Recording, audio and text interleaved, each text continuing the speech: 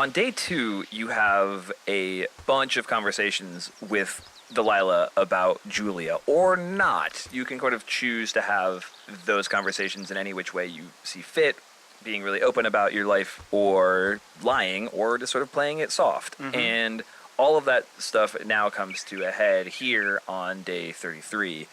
And all of the choices you make, there's something like 30 lines of inquiry, but you can experience 4. I think there's like 33 maybe? You'll experience 4, and whatever is true in Delilah's mind based on that ends up sort of triggering this conversation here, where she wants to know either about Julia, a name she heard on day 15, or wants to tell you about her life and her experiences with a guy named Javier.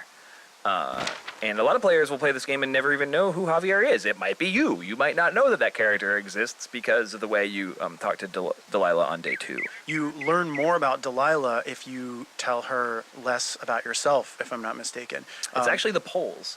So if you tell her absolutely everything, or you tell her absolutely nothing, you learn a lot about her. The way we made these work on day 2 is kind of interesting. There's a lot of sort of state management going on. We're paying attention to a lot of stuff. One is just how long has it been since you've talked to Delilah? But then we also kind of need to know how long has it been since Delilah has talked to you about some heavy life stuff? Because if she keeps calling you back and being like, so, tell me about your life. So, your wife, huh? Girlfriend? It's just going to feel, at best, annoying, and at worst, completely unbelievable. So we're also tracking that.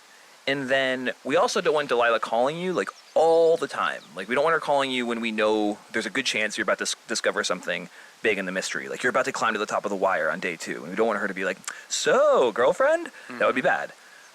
So what we did is we actually paced the game out by putting these invisible sort of, like, cube triggers all over the world. And, I mean, I probably placed, I don't know, 30, 40 of them.